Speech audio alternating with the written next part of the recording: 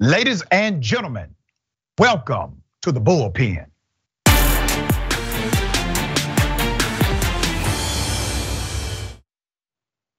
My dear brother and friend, David Pakman of the David Pakman Show is on this show, national broadcaster and extraordinary individual. David, thank you for being on the show. How are you? My pleasure, I'm so glad to be here. All right, we're gonna chop it up about a couple of items, but let me start with what we have seen lately, this anti-Jewish rhetoric spewed by Kanye West, eaten up by individuals since, including white supremacists who are completely antithetical to the progress of anybody but white people and white supremacy. I don't want to presume what you feel about these elements, so I wanted to bring you on the show, allow you to express your sentiment, and let's talk about it openly. What are your thoughts? Yeah, I mean, listen, it's not surprising that such a prominent public figure repeating just about every common and typical anti-Semitic trope and stereotype is being met with a stunning amount of support. If you look at the YouTube comments on my channel, when I've talked about the things that Kanye West has said, there's a shocking number of people who go, listen, David, he's just right. He's just speaking the truth. And he's finally saying the things that the very Jewish media he criticizes don't allow to be said, which is just sort of it's a repetition, it's a recycling of the very tropes themselves. So similar to, I don't really think Donald Trump created more racism or xenophobia. I think he used the language that made people that believed a lot of this stuff more comfortable admitting it publicly. I think it's a similar thing with Kanye, but I do think to some degree there are folks who are just Kanye fans. They didn't think much about Jews one way or the other, who are only hearing this and saying, I don't know, maybe he is making some good points. So he actually may be convincing some people with some of this stuff.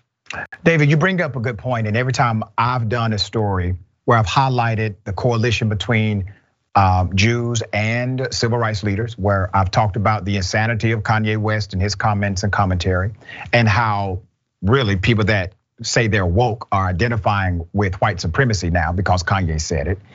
Every time I bring that up, go to the comment section, I get the same thing. I get people saying that I'm not black anymore, or somehow I'm contrary to progress of the black community. And I find it really interesting because it was Kanye West who said that slavery was a choice.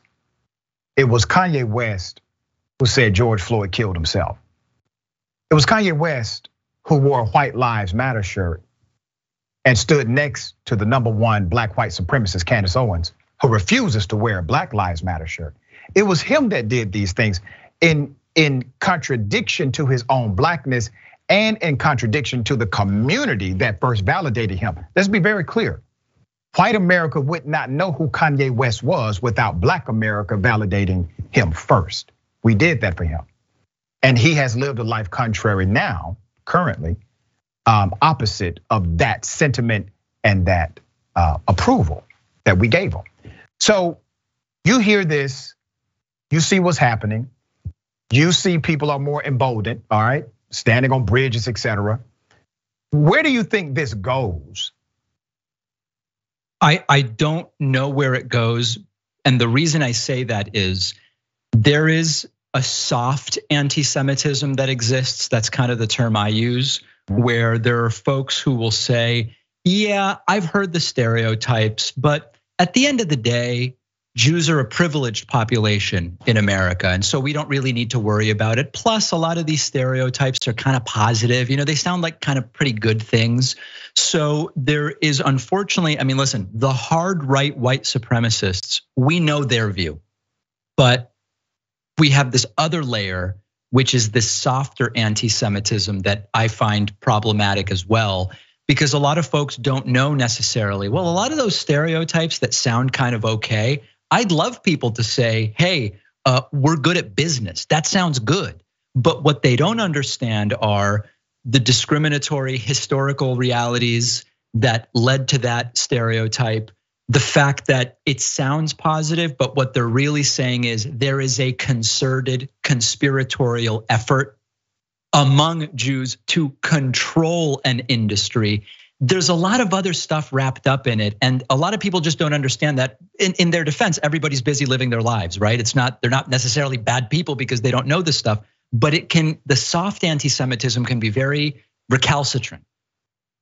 It was Dr. King who said we should judge people based on the content of their character. There are individuals I am allied with because of their individual values. I understand that there are individuals inside of that group that may be completely contrary to my values. That goes for every demographic, including the Jewish demographic. There are those who are absolutely for me. There are those who may not be. But we even find that in the movement for Black Lives. We found that during the time of Dr. King. My college students were shocked when I told them less than 10% of churches would even allow Dr. King to speak at their churches. Only 6% of America was actually in support of Dr. King based on a survey done by NBC when he was living. So the curated Dr. King we have today, the more digestible Dr. King we have today, was not a digestible individual back then, according to the sentiment of the majority of Americans, and even the majority of preachers who would not allow him, Black preachers in particular, who would not allow him to step foot in their church. But that doesn't mean that I'm now anti-Black people or anti-Black church or anti this or anti that. I'm still connecting with people based on values and based on the content of their character. How do you think we lost this, David, at some point? I don't know. And again, like you say, every demographic group in the United States has examples of everything. And one of the things that I am sort of very disappointed by and upset by is what was historically a really important alliance between Jewish folks and Black folks in the United States that has to a little bit of a degree been ruptured because of some anti-Semitism within the Black community. And I told the story on my show, the famous Mississippi burning story, where 3 people were killed. 2 of the 3 people were Jewish folks from New York City who understood the goals here are so similar between our groups of people. The historical circumstances have similarities, although they are not by any means the same. There are important value similarities where we should be allied here rather than butting heads. And it's disappointing to see that in certain enclaves that has completely broken down. I finished doctoral studies at Clark Atlanta University. Clark Atlanta University has a connection to W.E.B. Du Bois. And we've always considered him to be one of our strong Black scholars. Obviously, he was a Black intellectual, but he also understood the necessity of Black progress in America. And so he created coalitions with Jewish Americans. And those coalitions were very strong, including the NAACP, which was a Jewish Black coalition initially in the foundation of it. But he also received criticism from people like Marcus Garvey. He received criticism from others who were for progress, but did not like his ideology. But I do find it quite interesting that today we can actually study both ideologies, both of these men as individuals, as well as leaders of a particular movement, and appreciate what they brought to the table while understanding we may not agree with every element they subscribe to. The nuance, that nuance doesn't exist in this era as it did back then or in the context of history. Do you agree? I completely agree. And the other part of this that I think is important, and this is particularly relevant in the era of MAGA, and this is not exactly what you're talking about, but it's another layer. There's a reflexive instinct by some to say, this whole Kanye thing, it's not about anti-Semitism, it's about mental illness. He says he's not taking the pills that a Jewish doctor told him to take. This is mental illness, plain and simple.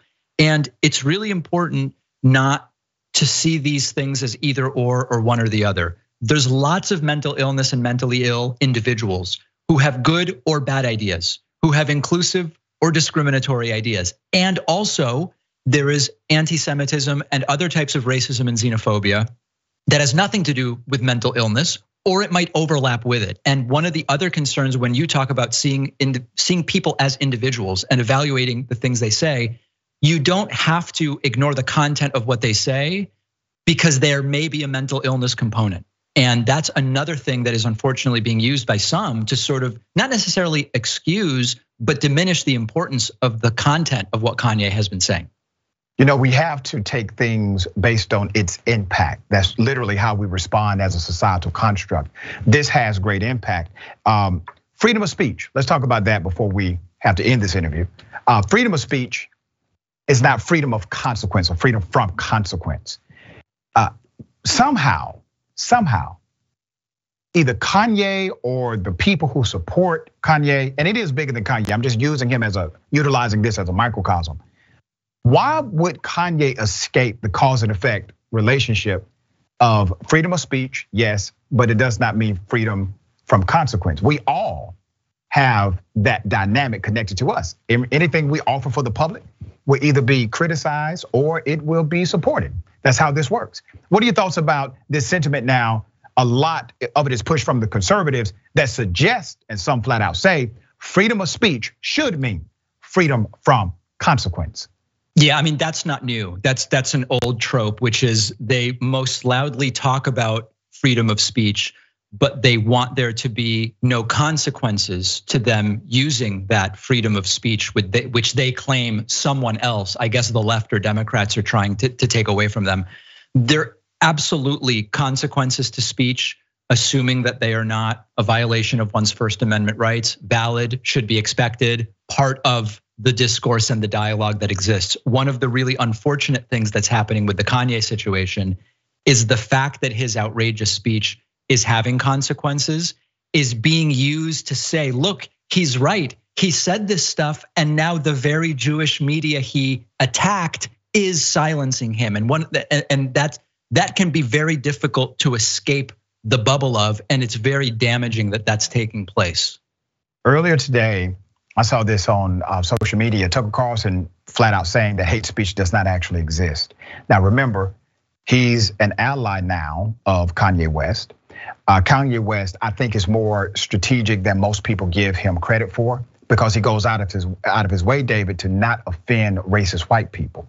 What are your thoughts on that? 100%. And I don't know whether these are ideas that we've heard over the last 3 weeks from Kanye that he stumbled upon himself, or whether people have been suggesting or giving him some of this material.